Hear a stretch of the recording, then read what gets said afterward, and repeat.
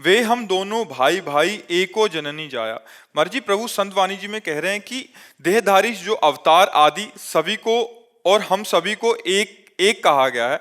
एक जननी यानी माया से उत्पन्न है, तो माया से प्रीत करना यानी अवतार का भजन करने से क्या माया का भजन होगा, और माया के भजन से कल्याण नहीं होता, संत कहते हैं।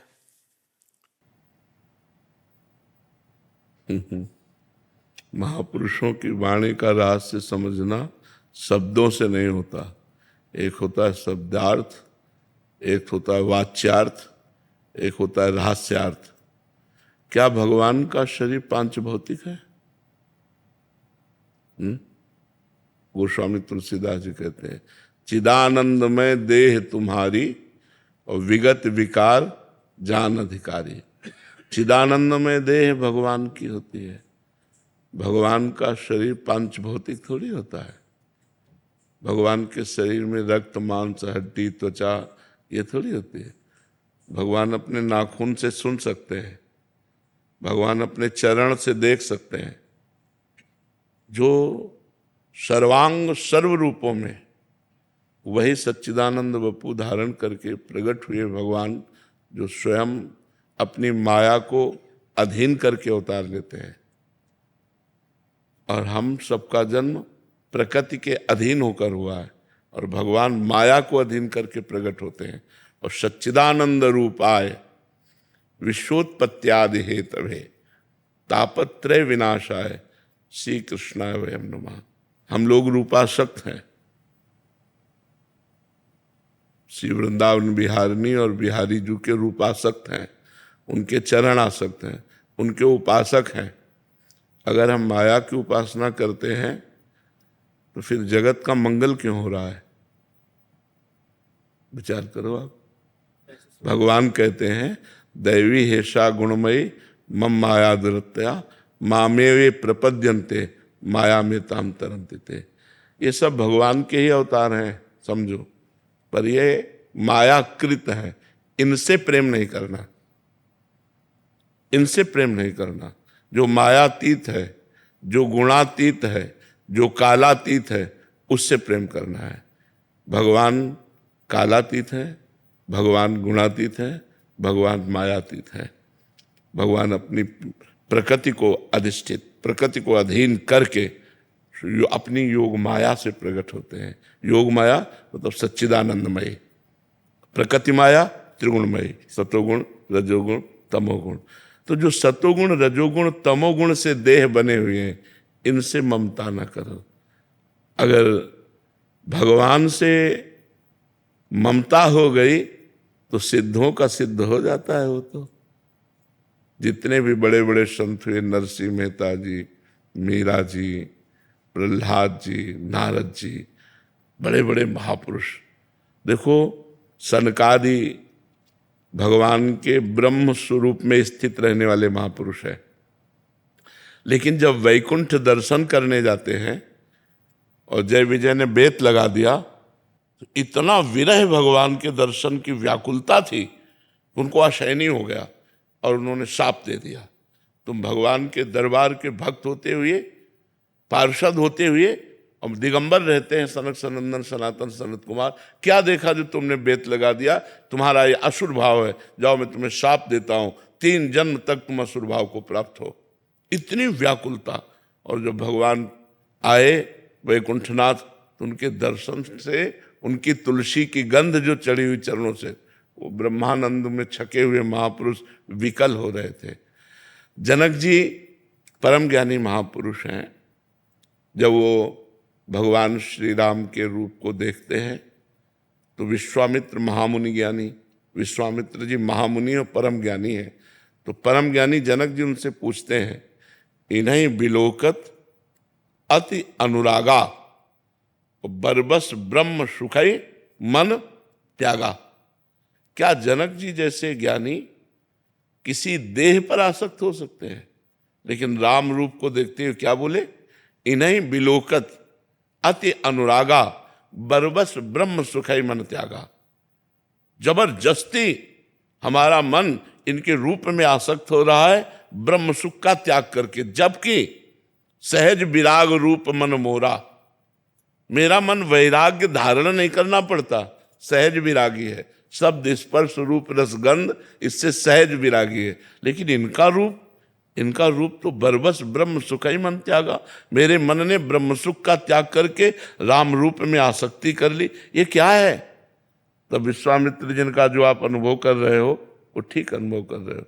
वो वही ब्रह्म मूर्तिमान सच्चिदानंद बपू होकर के आया। भगवान राम ने देखा विश्वामित्र जी की तरफ, तुरंत बदल गए और कहा, ये दशरथ के पुत्र राम और लक्ष्मण है, हमारे यज्ञ की रक्षा के लिए आए थे। तो आप जैसे महापुरुषों की बात को न समझकर भगवान की वपू को अगर पांचभौतिक मायाकृत समझेंगे तो बहुत बड़ी हानि हो जाएगी। श्री सुखदेव जी परमहंस हैं, गर्भ से ही महात्यागी है, ऐसा कोई त्यागी नहीं हुआ। गर्भ से ही महात्यागी है, जन्म की तो बात जाने दो, गर्भ से ही महात्यागी है। जन्म लेकर के जब चले तो श्री कृष्ण द्वैपायन भगवान व्यास देव जी ने पुकारा, यम प्रव्रजेंत मनु पेत मपेत कृत्यम द्वैपायनो विरह कातर आजुहावो पुत्रेति तन्मय तया तरवो भिने दुस तम सर्वभूत हृदय मुनिमानुतोष्मी। हा पुत्र हा पुत्र। सुखदेव जी ने मुड़कर पीछे नहीं देखा, अपने माँ को नहीं देखा, अपने पिता को नहीं देखा, और समस्त वृक्षों में संकल्प किया तो हर वृक्ष से निकलने लगा, सुकोहम सुकोहम सुकोहम, मैं सुखदेव हूं, मैं सुखदेव हूं। समझ गए कि इनकी ब्रह्म में स्थिति है, सार्वभौम ब्रह्म में स्थिति। मन से नमस्कार किया कि ऐसा पुत्र। और वही सुखदेव जी, उन्हीं भगवान व्यास देव जी के शिष्य के द्वारा गाया हुआ एक श्लोक जब सुना, बरहा पीडम नटवर बपु कर्णयोः कर्णिकारम बिभ्रदवासः कनक कपिसम वैजयंतीं च मालाम रंध्रान वेणोरधर सुधया पूरयन गोप वृंदै वृंदारण्यम स्वपद रमणम प्राविशद गीत कीर्ति। कनेर के फूल लगाए हुए हैं, मोर पक्ष धारण किए हुए हैं, सुंदर चित्रकारी की गई धातुओं से, नवीन नवीन कोपल, जो वृक्षों के पत्ते नवीन पत्ते वो जगह जगह लगाए गए हैं। नटवर वेश वपु धारण किए, अधरों में बंसी विराजमान है, साथ में सखागण उनकी जय जयकार करते चल रहे। जब ये रूप सुना तो आसक्ति पैदा हो गई। कहा और सुनो, तो बोले और तो हमारे गुरुदेव के पास है। तो 18,000 श्लोक कंठस्थ किए और मुख्य प्रवक्ता भागवत के, प्रथम प्रवक्ता भागवत के श्री सुखदेव जी महाराज हुए और श्री कृष्ण आसक्त हो गए। मधुसूदन सरस्वती जी निराकार ब्रह्म की उपासना में दृढ़ थे, वो नहीं मानते थे साकार रूप को। भक्तों ने भगवान से प्रार्थना की कि इतना बड़ा महापुरुष ऐसा बोलेगा तो भक्तों के हृदय में बड़ी चोट पहुंचेगी। तो देखा उनका दृश्य बदल गया, देखा यमुना का पावन तट, ललित त्रिभंगी मुरली धारण की हुई, बंसी बजाते हुए धीरे धीरे गज की चाल से चल रहे। भूल गए सब ब्रह्मानंद। बंसी विभूषित करा नवनीर दाभात पीतांबरा दरुण बिंब फलाधरोष्ठात पूर्णेन्दु सुंदर मुखादरविंद नेत्रात कृष्णात् परम किमपि तत्व महम न जाने। कृष्ण से भी कोई परम तत्व है ऐसा मैंने, भूल गए ब्रह्मानंद। बड़े बड़े ब्रह्मानंदों के ब्रह्मानंदी का ज्ञान भुलवा करके और अपने में आसक्त कर दे, वो रूप है। क्या वो रूप पांचभौतिक हो सकता है? जिन महर्षियों ने, जिन ब्रह्म ऋषियों ने, जिन भक्तों ने सब रूप रस का त्याग करके संसार के शब्द स्पर्श रूप रस गंध का त्याग कर दिया, वो श्री कृष्ण रूप में अनुरागे, वो राम रूप में अनुरागे, तो क्या ये पांचभौतिक स्वरूप है? ये चिदानंदमय स्वरूप है, सच्चिदानंद रूप है। ये बात समझना होगा। तो ये जगत क्या है? ये भगवान का मायाकृत रूप है। इन देहों में आसक्ति नहीं करना, लेकिन भगवान में परमाशक्ति करना है। अब यही तुम्हें और बता दें बिल्कुल सरल भाषा में। गुरु का शरीर मायाकृत है, मानते हो? गुरु पांच भौतिक शरीर धारण किए हुए मायाकृत है, लेकिन संसार की आसक्ति शरीरों की त्याग कर गुरु के शरीर में आसक्त कर ले, गुरु में आसक्त हो जाए, और जो गुरु में आसक्त हो गया वो परब्रह्म में प्रतिष्ठित हो जाएगा। तो विचार करो, जब पांच भौतिक देहधारी गुरु में आसक्ति कर लेने पर वो ब्रह्म में स्थित हो जाता है। गुरु आसक्त चित्त ही महान पुरुष हुए हैं। जितने हुए हैं महान पुरुष वो सब गुरु आसक्त चित्त हुए हैं। कोई भी महापुरुष हो उनको देखो अपने गुरु में कितने आसक्त है। ऐसे आसक्त महापुरुष जो समस्त देहों का राग त्याग दिए, अगर देहासक्ति ना करते गुरु से प्यार ना करते मां की तरह, तो वो स्थिति प्राप्त ना होती। तो गुरु तो पांच भौतिक देहधारी होता है और भगवान तो चिदानंद में देह वाले होते हैं।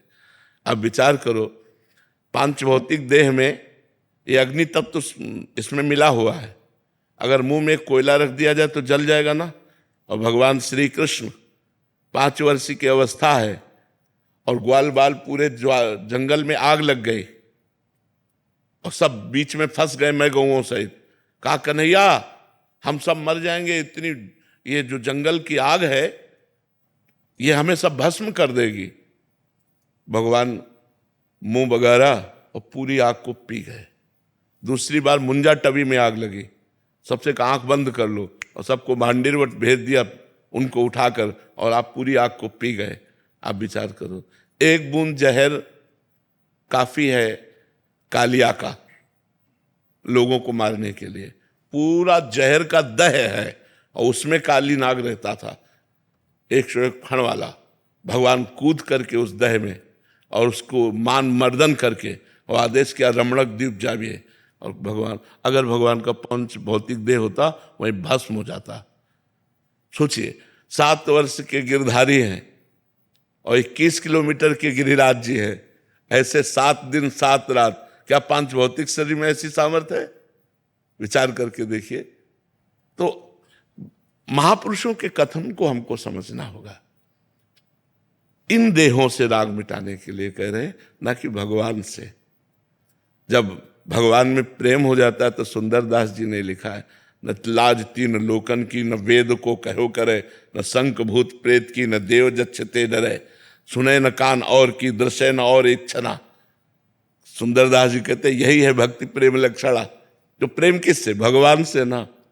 ये बात सर आप और पढ़ करके देखिए, कितनी वाणी में भगवान के कितने सुंदर प्रेम का वर्णन किया है, कितने सुंदर प्रेम। तो महापुरुषों ने निराकार और साकार दोनों का वर्णन किया है। तो भगवान की देह से वैराग्य की बात कहीं नहीं कही गई। आप कहीं हमें लिखित दिखाना कि भगवान की देह से जितने बड़े बड़े परमहंस हुए वो सब भगवान में आसक्त चित्त थे। देखो सनकादि निरंतर हरिशरणम रटते रहते हैं। भगवान शंकर भगवान का चरणोदक माथे पर धारण किए हुए गंगा जी और हर समय हरि कथा कहते रहते हैं। इसलिए कभी ऐसी भ्रम में न पड़ जाना क्योंकि इतना प्रभु के इतने प्यारे लगते हैं तो क्या हो। नहीं बच्चा, ऐसे भ्रम में मत पड़ जाना, ऐसे भ्रम में मत पड़। शास्त्रों को इसीलिए कहा गया गुरुजनों से सुना जाए, महापुरुषों से सुना जाए। नहीं तो जैसे राजा अपने खजाने को भूल भुलैया के मार्ग बनाकर तब उसमें रखते थे कि अगर कोई जाए ना तो भटकता ही रहे, खजाने तक ना पहुंच पावे। और कोई वहां का निजी जो राजा का होता था वो उस भूल भुलैया को क्रॉस करके उस खजाने तक पहुंच, क्योंकि उसे पता है, उसे नक्शा पूरा पता है कि ये भूल भुलैया वाला है और ये सीधे मार्ग है। तो प्रथम सुने भागवत भक्त मुख भगवत बानी। किसी महापुरुष से शास्त्रों का स्वाध्याय करना चाहिए जिससे उसके रहस्य समझ में आ जाए, नहीं हम भ्रम में पड़ जाएंगे। और जैसे अब ये भ्रम पड़ जाए तो बहुत बड़ी हानि हो जाएगी, पूरा जीवन व्यर्थ चला जाएगा। भगवान पर दोष दर्शन हो गया तो बचा क्या, भगवान के श्री विग्रह में दोष दर्शन हो गया तो बचा क्या। ये बात बहुत समझना है। नहीं अर्पित जी, राधे राधे महाराज जी। महाराज जी, क्रोध और अहंकार पर काबू कैसे पाया जा सकता है? जब तक हृदय में ज्ञान नहीं होगा तो अज्ञान के प्रहार से हम कैसे बच सकते हैं। किसी पर क्रोध करना या अहंकार पूर्वक कोई चेष्टा करना ये अज्ञान के अंतर्गत है। और जब तक ज्ञान नहीं प्राप्त होगा तो अज्ञान का नाश कैसे होगा। तो ज्ञान प्राप्त करने के लिए हमें साधना चाहिए, साधना के लिए हमें गुरु चाहिए। जब सद्गुरु की प्राप्ति हो जाए और उसके अनुसार हम साधना करें तो श्रद्धावान लभते ज्ञानम तत्परा संयतेन्द्रिया ज्ञानम लब्ध्वा परम शांति मचिरेणाधिगच्छति। जो शांति को प्राप्त हो गया है, उसको क्रोध कैसे आएगा, अहंकार कैसे आएगा? वो शांति ज्ञान से प्राप्त होती है, ज्ञान गुरु से प्राप्त होता है। तो किसी सदगुरु का वरण करके और साधना करो। अब ऐसे थोड़ी बुद्धि के द्वारा अटकल लगाने से थोड़ी आप काम क्रोध पर विजय प्राप्त कर सकते हो। उसके द्वारा साधना चाहिए और बुद्धि में विवेक चाहिए। बुद्धि तो सबके पास है, विवेक नहीं है। और बिन सत्संग विवेक न होई, और राम कृपा बिन सुलभ न सोई। भगवान की कृपा से यदि साधु समागम प्राप्त हो और संत वचनों से हम साधना करें तो हमारे अंदर ज्ञान प्रकट हो जाए। ज्ञान प्रकट हो जाए तो सारे अज्ञान का नाश हो जाए, या प्रेम प्रकट हो जाए तो हमारे अज्ञान का नाश हो जाए। इसलिए साधना करो, किसी संत महापुरुष का आश्रय लेकर नाम जप करो, भगवत शास्त्रों का स्वाध्याय करो, संत समागम करो, जिससे बुद्धि में विवेक जागृत हो जाए तो हम काम क्रोध लोभ आदि से बच सकते हैं। नहीं, ये पूरे जगत में छाए हुए हैं, आप में ही थोड़ी हैं, सब में काम क्रोध लोभ छाया हुआ है, इसी में सब भटक रहे हैं जी। हेमलता जी। राधे राधे महाराज जी। महाराज जी, जब एक व्यक्ति दूसरे व्यक्ति को दुख देता है तो वो उसके पूर्व जन्म के प्रारब्ध को काट रहा होता है, जिससे दूसरे व्यक्ति, लेकिन उसका तो नया कर्म बन रहा होता है, उसका तो नया कर्म बन रहा होता है, उसको फिर अगले समय में भोगना पड़ेगा। उसका नया कर्म बन रहा होता है, वो प्रारब्ध से प्रेरित है, तो बुद्धि के द्वारा बचा भी तो जा सकता है। हमारे ऊपर कोई ईंटा फेंक रहा है तो हम बच भी तो सकते हैं ना, और अगर सीधे लगोगे तो चोट तुम्हें भी लगेगी। तो वो प्रारब्ध प्रेरित है।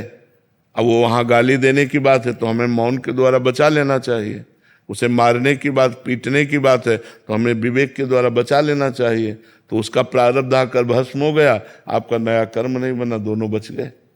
तो अज्ञान के कारण, अविद्या के कारण दोनों फंस जाते हैं। उसका प्रारब्ध भोग हुआ, आपका नया कर्म बना, चले गए। मान लो आप हिंसा कर दिए तो उसका तो प्रारब्ध था, लेकिन अब आपको आजीवन केस होगा कि नहीं? आजीवन पूरा जेल काटना पड़ेगा कि नहीं? तो आपका नया कर्म बना जिसने आपको दंड दिया, और पुराना प्रारब्ध उसका था जिसने उसका भोग कर दिया। तो आप बच सकते हो कि नहीं? आप अपने क्रोध का समन कर सकते हो, आप हिंसा ना करो तो उसका प्रारब्ध भी क्षय हो गया और आपका नया कर्म बच गया। लेकिन भजन ना होने के कारण, भगवान का सतत चिंतन ना होने के कारण इतनी क्षमता नहीं रहती। जैसी हो भवतव्यता तैसी बने सहाय, आप ना आवे ताहि पे ताहि तहाँ ले जाए। एकदम अचानक क्रोध आया और ना करने की चाह होने पर भी वो कर बैठता है, तो फिर वो प्रारब्ध कर्म उसका हो गया, नया कर्म आपका हो गया, आपको भोगना पड़ेगा। शशि जी। राधा राधा। राधे राधे महाराज जी। महाराज जी, मैं ये जानना चाहती हूँ कि सेवा और नाम जप में किसका महत्व ज्यादा है? दोनों। पंछी दो पंखों से उड़ता है, दो पंखों में महत्व किसका है? दोनों का महत्व है। अगर एक भी पंख टूट जाए तो उड़ नहीं सकता। ऐसे परमार्थ की साधना सेवा और सुमिरन से होती है।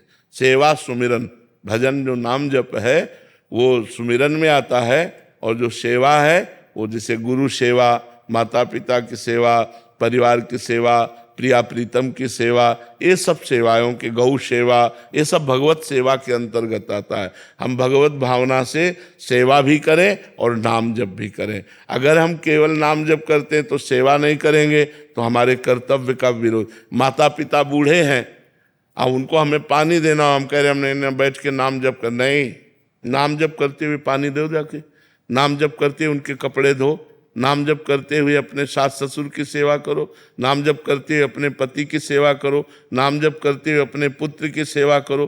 तो सेवा और सुमिरन दोनों जरूरी है, दोनों का बहुत बड़ा महत्व है। बिना सेवा के सुमिरन अधूरा और बिना सुमिरन के सेवा अधूरी। इसलिए गुरु सेवा, संत सेवा, भगवत सेवा, माता पिता की सेवा, परिवार की सेवा, ये सब जगह कहा जाता है सेवा करो, साधु सेवा करो, क्योंकि उससे सुमिरन में हमारी बढ़ोतरी होगी, और जो सुमिरन कर रहे हैं उससे भगवान की प्राप्ति हो जाएगी। आलोक जी। राधे राधे महाराज जी। राधे राधे महाराज जी। महाराज जी, जैसे आपने पिछले वार्तालाप में बताया था कि मूल मंत्र का जाप बिना किसी दीक्षा के नहीं करना चाहिए, इस पर अमल करते हुए मुझे ज्ञात हुआ कि मेरे जैसे अनेकों संसारिक व्यक्तियों को वेदों शास्त्रों का मूल ज्ञान तो है नहीं। तो कृपया ये मार्गदर्शन करें कि हम कैसे जानें कि सामान्य रूप से पूजा की सही पद्धति क्या है, और एक सामान्य ग्रस्त उसका अध्ययन उसके उसके लिए पूजा पद्धति के लिए तो आचार्य बने हैं ना। अब जैसे आपका ब्याह पूजन कराना है, आपका वरिक्षा फलदान अलग अलग पूजन है, आपका गौरी पूजन कराना है, गणेश पूजन कराना है, आपका लक्ष्मी पूजन कराना है, तो अलग अलग उसके सिद्धांत और पंडित हैं, उनको बुलाइए, वो आपको सिद्धांत के अनुसार पूजन करेंगे। लेकिन अपने को जो पूजन करना है उसमें प्रधानता मंत्र की नहीं है, उसमें प्रधानता भाव की है। जो आचार्य के द्वारा कराया जाता है उसमें मंत्र की प्रधानता है, और जो हम अपने भाव से अपने घर में मानो भगवान को विराजमान कर लिया, और उसमें पूजा पद्धति यही है कि उनको समय से हम स्नान करा दिए, कपड़े से पोंछ दिए, चंदन लगा दिया। अब हमें कोई मंत्र नहीं आता, लेकिन भाव से हम कर रहे हैं, अगरबत्ती आरती कर दी, भोग लगा दिया, हो गई पूजा। ये अपने घर के ठाकुर की पूजा है। लेकिन जब वैदिक सिद्धांत से करेंगे तो फिर विद्वान आचार्य को बुलाकर उसके द्वारा कराया जाएगा, तो उसमें फिर मंत्रों की प्रधानता होती है। घर में जो अपने ठाकुर को विराजमान किए, इसमें भाव की प्रधानता होती है। अच्छा, मान लो आपको जल्दी जाना है ऑफिस, तो आपको भोग लगाना है, तो ऐसे भोजन लिए, वैसे दिखा दिए, और जय ठाकुर जी को अपना जल्दी जल्दी पाए अपने ऑफिस से, उसमें भाव की प्रधानता होती है। लेकिन जब आप वैदिक आचार्य के द्वारा भोग लगाएंगे तब ऐसे थोड़ी होगा कैसे दिखा दे, फिर वो मंत्र के द्वारा पूरा भोग लगेगा, पर्दा लगेगा, ऐसा है। अपने भाव के अनुसार ठाकुर को घर में रिझाया जाता है। जो भी देवता देवी की आराधना करे वो अपने भाव प्रधान होते हैं, उसमें घर में भाव प्रधान होता है, और जब आचार्यों के द्वारा कराते हैं तो मंत्र प्रधान होता है। अमिता जी, राधे राधे महाराज जी।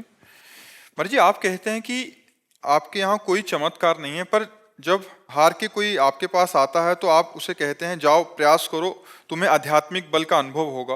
बाबा, आपके दरबार की, तेरे दरबार की आली नराली, वो आपने हाँ, हमारे पास जो कुछ है वो राधा नाम है, और राधा किशोरी के चरणारविंद हैं, उन्हीं के बल से कहते हैं आप नाम जप करो, आपका परम मंगल होगा, कि आपकी हर समस्या का समाधान हो जाएगा।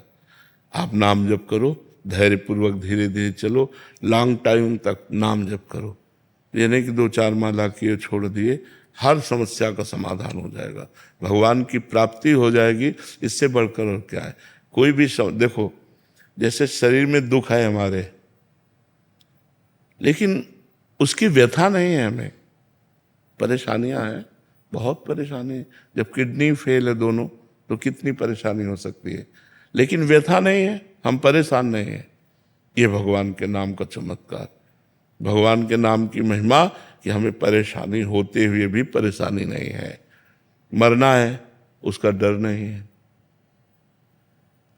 कोई विपत्ति नहीं है, चाहे जितनी बड़ी विपत्ति हो, कोई विपत्ति नहीं है।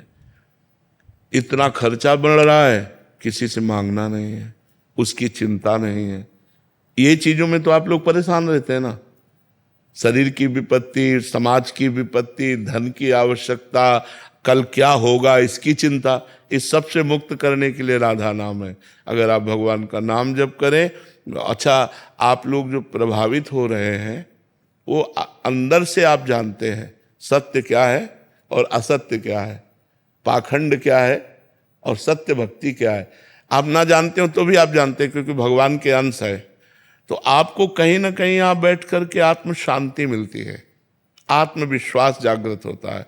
यही चमत्कार है कि लोग जो है, देखो सुबह जब हम आते हैं और बिल्कुल जिधर से निकलो उधर से राधा राधा की गूंज होती है और सब नाचते हैं। यही चमत्कार है हमारी श्री जी का, कि सबके हृदयों को आह्लाद प्रदान कर रहे हैं। पैसे से या नाना प्रकार की वस्तुओं से आह्लाद नहीं होता, थोड़ी देर के लिए सुख होता है, फिर दुख में बदल जाता है। लेकिन ये जो आनंद होता है ये भागवतिक है, तत्काल उसका प्रभाव पड़ता है आनंद का, कि जीव जो है दुख से, विपत्ति से उबरने के लिए भगवान का आश्रय ले लेता है, गंदी बातें छोड़ देता है। उस आनंद का प्रभाव देखो कि हमारे हजारों भाई लोग हैं ऐसे जो शराब छोड़ दिए, मांस छोड़ दिए, गंदी बातें छोड़ दिए, तिलक लगाने लगे, कंठी बांध लिए, अच्छे आचरण करने लगे। जो गंदे आचरणों में थे वो अच्छे आचरणों में आ गए। अब आप इसी को चमत्कार समझ सकते हैं, इसी को परिवर्तन समझ सकते हैं। और सबसे बड़ी बात होती है किसी जीव की बुद्धि को बदल देना, सबसे बड़ा चमत्कार होता है किसी जीव की बुद्धि को बदल देना। तो हमारी श्री जी सबसे बड़ा चमत्कार ये कर रही कि बिगड़ैल जितनी बुद्धि है उन सबको सुधार रही है।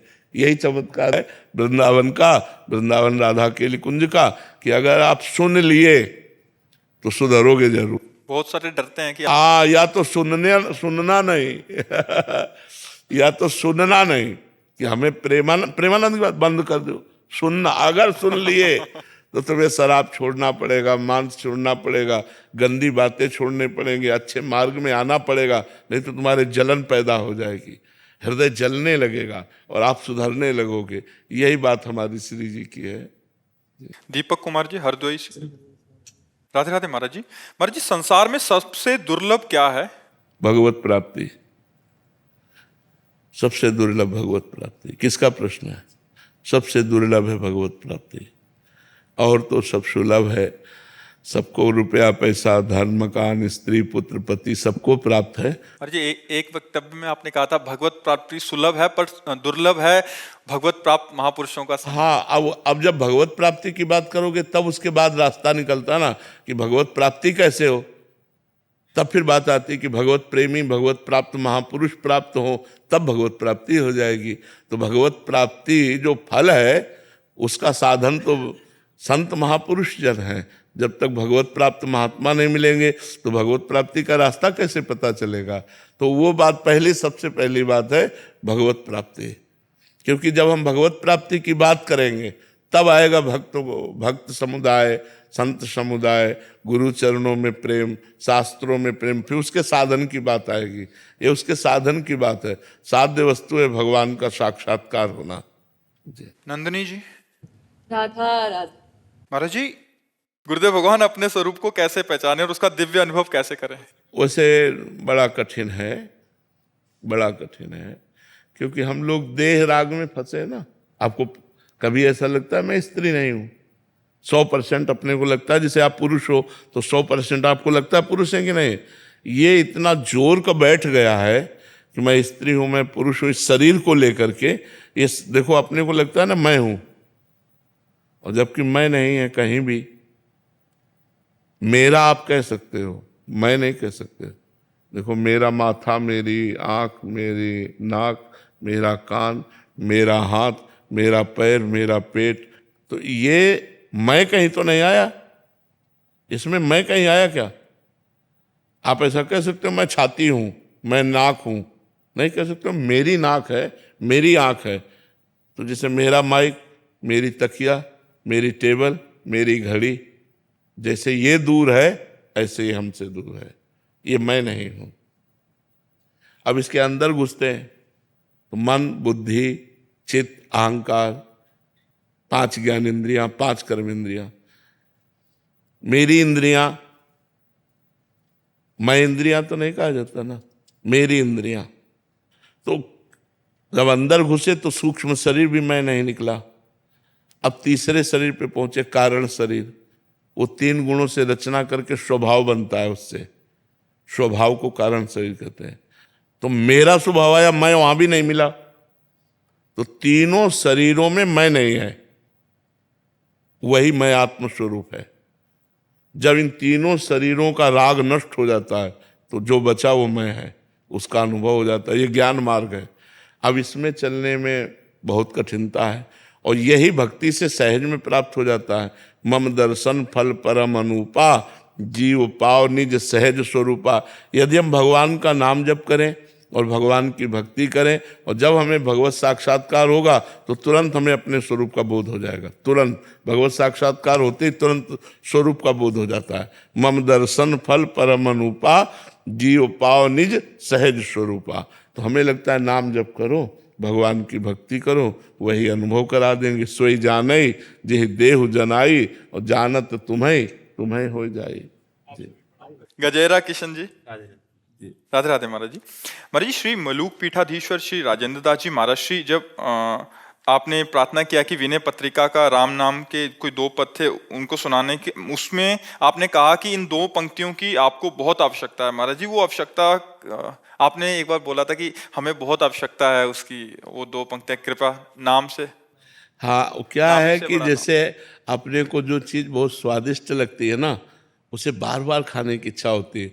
और अगर कहीं अच्छा बनाने वाला मिल जाए तो लगता है आप वही चीज़ बनाओ, क्योंकि मुझे बहुत अच्छा लगता है। तो जैसे मुझे नाम गुरु कृपा से, भगवत कृपा से नाम प्रिय है, तो उसमें पद में था कि राम जी से भी बढ़कर के जिसे राम नाम प्यारा है, राम जी से भी बढ़कर, तो वो संत महापुरुष उसकी और भावना में घुसकर व्याख्या करते हैं, तो और सुनने में सुख मिलता है। अब जैसे फिर कोई संत मिले तो फिर हम वही रखेंगे कि आप नाम की बात बता दो।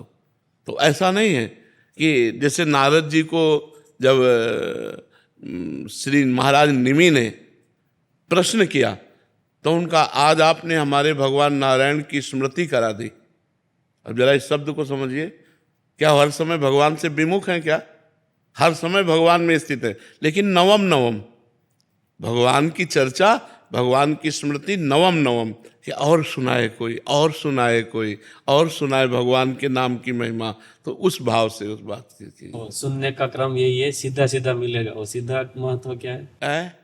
आपने बोला था सुनने का क्रम यही है। हाँ, सुनने का क्रम का मतलब जैसे हम आप बैठे हैं, अगर आप हमारे सामने कुर्सी में बैठे हों और फिर हम बोल रहे हो, वो क्रम नहीं है।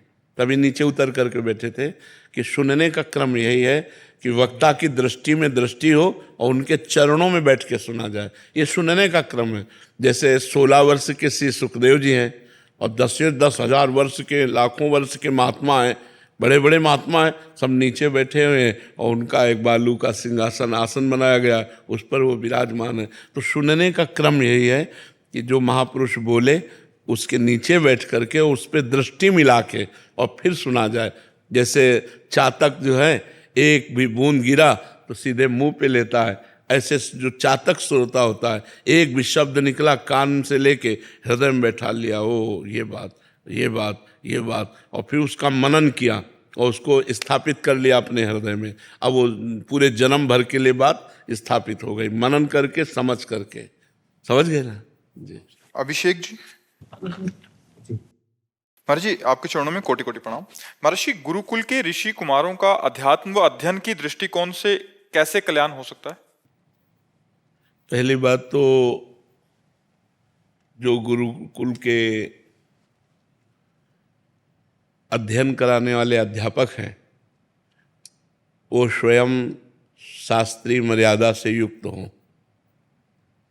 जो हमारे शास्त्र निषेध करते हैं वो कोई भी दुर्गुण उनमें नहीं होने चाहिए, क्योंकि व्यासपीठ पर, गुरुपद पर बैठने वाला अपने शिष्यों को अपने आचरणों के द्वारा, आचार्य वही है जो आचरणों के द्वारा शिक्षा प्रदान करे। केवल वाक शिक्षा से ही काम नहीं चलता, आचरण भी हमारे होने चाहिए। तो हमारे जो गुरुकुलों में शिक्षा प्रदान करने वाले आचार्य हैं, जो गुरुजन हैं, वो तस्मात् शास्त्रम प्रमाणम ते कार्याकार्यो व्यवस्थितो, जो शास्त्र प्रमाणित कार्य और अकार्य की व्यवस्था की गई है, उस शास्त्र प्रमाणित उनका जीवन होना चाहिए। हम विद्यार्थियों की बात नहीं करते, पहले हम आचार्यों की बात करते हैं। त्रिकाल संध्या होनी चाहिए आचार्यों में जो गुरुकुल पीठ पर विराजमान हो, और यथोचित ब्रह्मचर्य का पालन होना चाहिए। जब तक गृहस्थ नहीं हुए तो संपूर्णतया ब्रह्मचर्य का पालन करें, और वाकेंद्री बहुत संभाल करके बोलें, रसेंद्री बहुत संभाल करके भोजन पाएं। अगर आचार्य आचरण संयुक्त हैं तो विद्यार्थियों पर स्वयं प्रभाव पड़ने लगता है, और विद्यार्थियों की उन्नति व्यसन और व्यभिचार दोनों से मुक्त होने पर हो सकते हैं। कोई भी विद्यार्थी किसी भी व्यसन का आदी न हो और किसी भी तरह से व्यभिचार प्रवृत्ति से युक्त न हो, तो गुरुकुल में रह करके जो अध्यात्म और आधुनिक शिक्षा दी जाती है वो उससे परिपक्व होकर हमारे राष्ट्र की सेवा कर सकता है, वो हमारे समाज की सेवा कर सकता है, क्योंकि आचार्य का आचरण ही प्रभाव डालता है। अगर हम यहाँ बिंदी लगाने लगें तो हमारे शिष्य बिना आज्ञा के बिंदी लगाने लगेंगे। क्यों लगाते हैं इसका मतलब नहीं है, बस आचरण होते हैं। तो धन्यवाद है उन गुरुकुल के आचार्यों को जो स्वयं अपने आचरण पवित्र रखते हुए बच्चों से शास्त्रीय क्रियाएं करवाते हैं, शास्त्रयुक्त धर्मयुक्त क्रियाएं करवाते हैं। नहीं, आज का जो वातावरण है, आधुनिक पढ़ाई में व्यसन और व्यभिचार की प्रवृत्तियां बढ़ती चली जा रही, जिससे हमारी नवीन पीढ़ी बहुत ही गिरती चली जा रही। जहाँ विद्या विनयम ददाति वहाँ अविनय उद्दंडता छा रही है। जहाँ संयम होना चाहिए वहाँ संयम भ्रष्ट हो रहे हैं, क्योंकि उसमें अध्यात्म शिक्षा है। केवल आधुनिक शिक्षा से हमारे बालकों की उन्नति नहीं होगी, आध्यात्मिक शिक्षा अनिवार्य है, और आध्यात्मिक शिक्षा गुरुकुल में ही होती है। और बच्चों को, माता पिता को चाहिए कि वो बच्चों को कुछ समय तक आध्यात्मिक शिक्षा में अवश्य रखें, जिससे वो ब्रह्मचर्य और सदाचार, विनम्रता, भगवत भाव और वेदांत आदि का अध्ययन करने का अधिकार प्राप्त करें, जिससे मनुष्य जीवन जो साधन धाम मोक्ष कर द्वारा वो उसे प्राप्त कर सके। केवल यही भोग और नाना प्रकार के ऐश्वर्य और इसके बाद पद प्रतिष्ठा और मर जाना, यही मनुष्य जीवन का लक्ष्य नहीं है। मनुष्य जीवन का लक्ष्य है भगवत साक्षात्कार या आत्मबोध, जो गुरुकुल में नींव रखी जाती है उसकी। हमारे 4 पुरुषार्थ हैं, धर्म, अर्थ, काम, मोक्ष। अब केवल आधुनिक शिक्षा अर्थ प्रधान है, ना कि धर्म प्रधान। धर्म को अलग कर दिया गया। अर्थ पिशाच बुद्धि पैदा करती है, तो उससे पिशाचवत पशुवत कामनाएं पूर्ण होती हैं। तो जहाँ धर्म की पूर्ति के बाद मोक्ष आखिरी में लिखा गया, वहाँ नरक जाना पड़ेगा। त्रिविधम नरकस्येदम द्वारम नासन मात्मना कामः क्रोधा तथा लोभा तस्मात् दैत्यम त्यजेत। और इन्हीं का तांडव हो रहा है, और गुरुकुल में इन्हीं के खंडन करने की, इन्हीं को दबाने की, इन्हीं को मिटाने की शिक्षा होती है। जो वेद हैं वो हृदय को पवित्र करते हैं। जब हम वेदों का गायन करते हैं तो अर्थ भले न समझें, वो हमारे हृदय को पावन करते हैं, वो हमारी वाणी को पावन करते हैं, वो हमारी श्रवणेंद्रिय को पावन करते हैं। वेद ध्वनि जहाँ नित्य सुनी जा रही हो, तो जैसे गंगा स्नान से स्वयं पवित्र होने लगता है, ऐसे वेद ध्वनि श्रवण मात्र से जीव के पाप नष्ट होते हैं। तो गुरुकुल में वेद ध्वनि, स्वस्ति वाचन, पुरुष सूक्त आदि का गायन और त्रिकाल संध्या आदि का, ब्रह्मचर्य आदि का, आहार शुद्धि आदि का, तो इससे आध्यात्मिक शिक्षा के साथ उनका जीवन, उनका भविष्य बड़ा उन्नतशील होता है। ये जो आधुनिक शिक्षा है, ये बिना आध्यात्मिक शिक्षा के अधूरी शिक्षा है।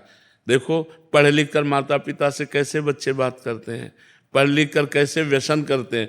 गुरुकुलों में बड़ी शिक्षा और बड़ा सावधानी से उनके जीवन की धारा को अध्यात्म परमात्मा की तरफ मोड़ा जाता था। और जिसे परमात्मा का भय है वो उसी का जीवन सही है। जो परमात्मा का भय नहीं मानता है वो धर्म भ्रष्ट हो ही जाता है। जी। मनोज जी दिल्ली से। राधे राधे महाराज जी। महाराज जी, समय समय पर जो त्योहार आते हैं, अलग अलग पारिवारिक परंपराओं के जो देवी देवता होते हैं उनकी पूजा अर्चना होती है, परंतु सच्ची भक्ति और मोक्ष प्राप्त करने के लिए अपने आराध्य देव को कैसे हमें पहचाने, हम पता कैसे चलेगा? नाम जप करो, अपने आप जागृत हो जाएगा हृदय में। नाम जप करो, भगवान का कोई भी नाम जप करने लगो तो आगे चल करके अपने आप जागृत हो जाएगा।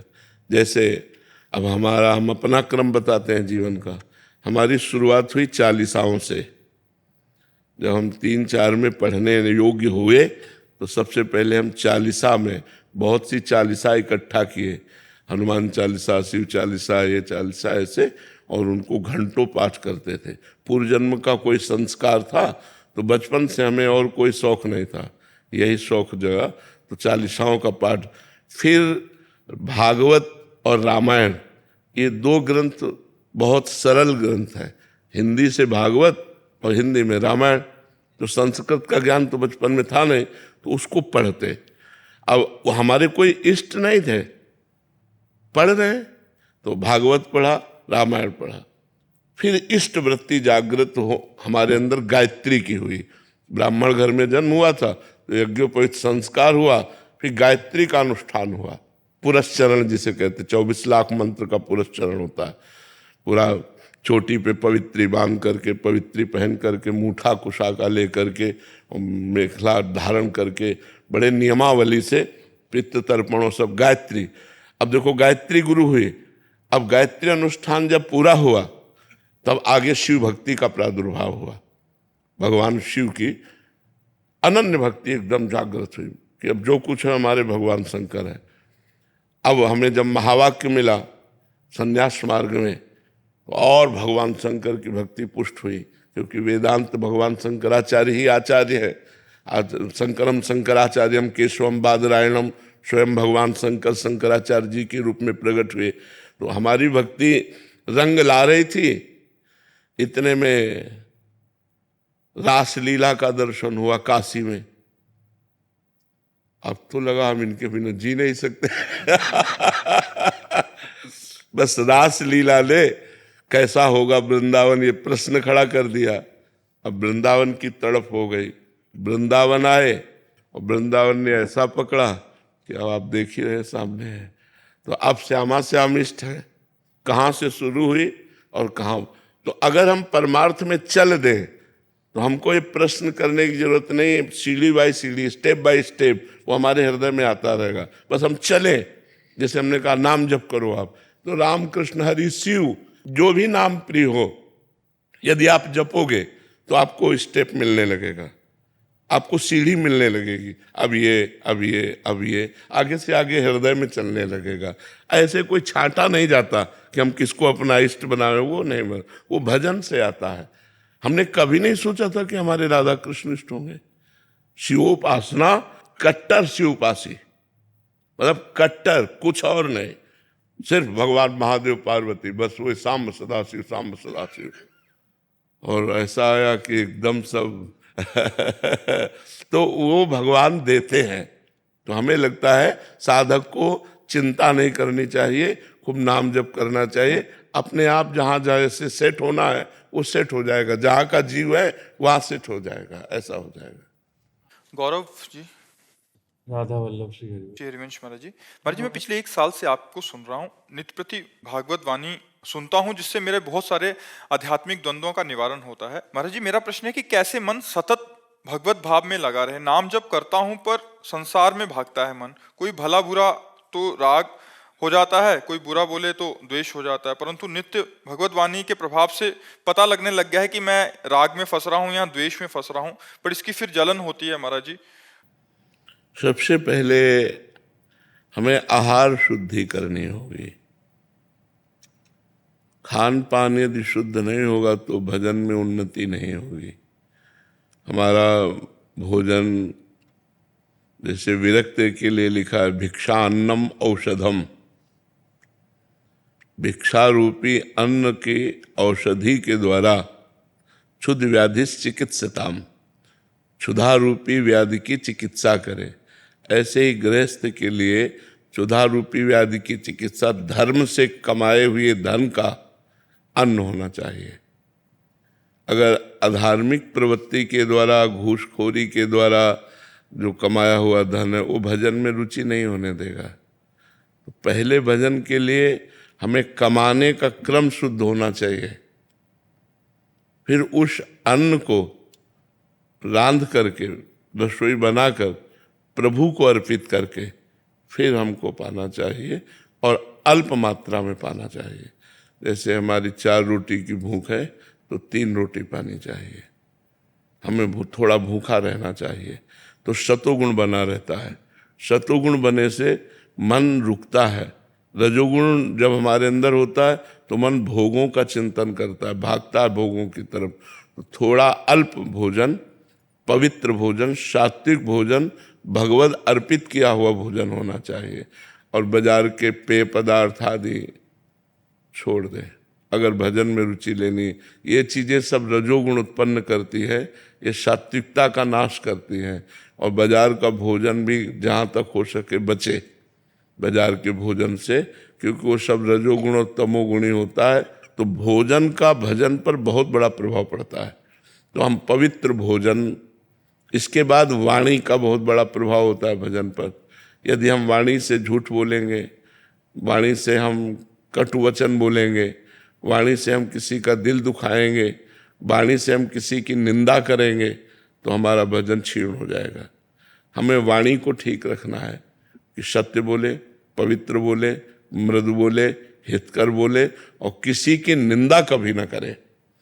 पर निंदा के किए ते आवच नहीं कछु हाथ, मूर्ख पर्वत पाप को ले चल अपने साथ।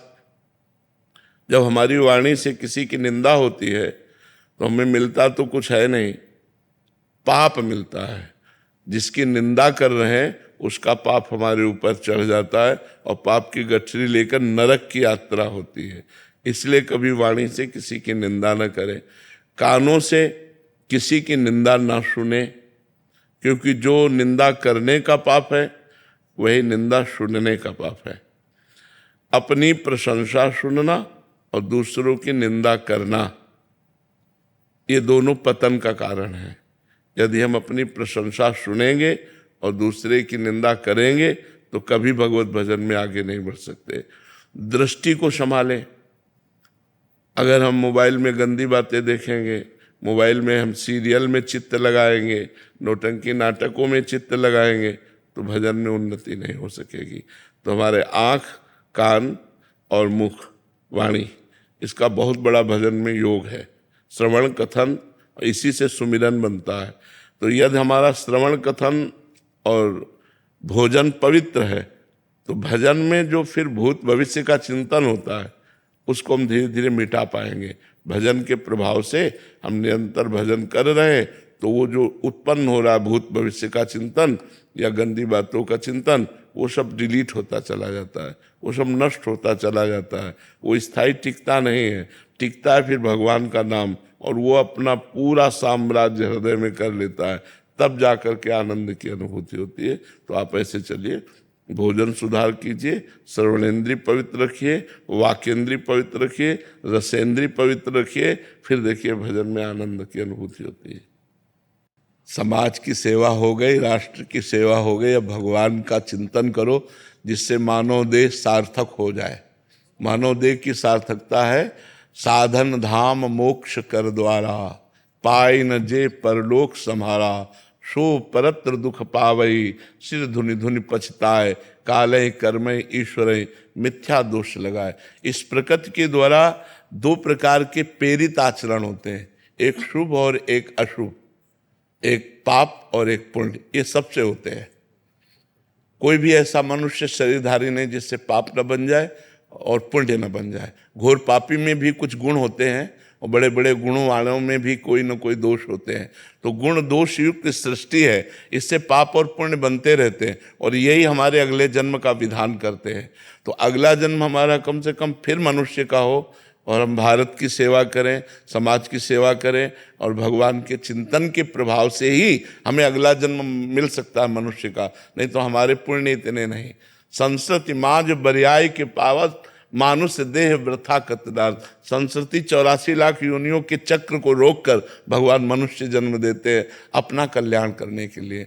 तो अब जो शेष समय बचा है आयु का, उसे निरंतर भगवान के सुमिरन में लगाइए।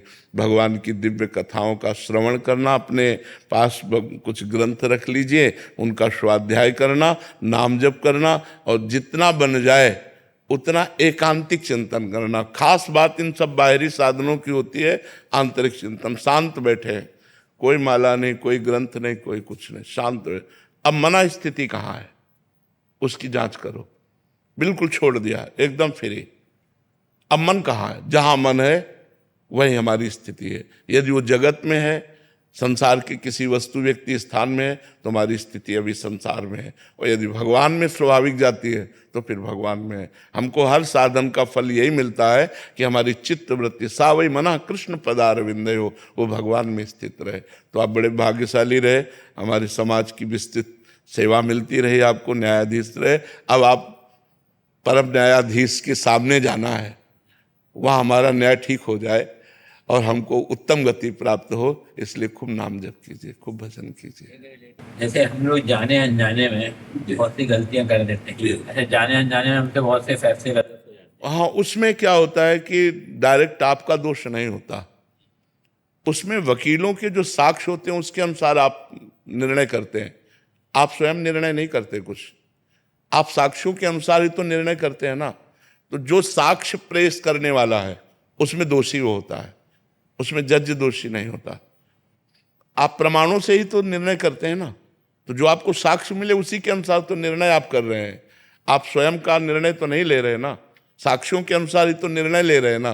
तो अगर निर्दोष को दोषी साबित कर रहा है वकील और आपके सामने साक्ष्य है, तो फिर आपको निर्णय करना पड़ेगा ना, उसे दंड देना पड़ेगा, क्योंकि साक्ष्य है दंड देने के।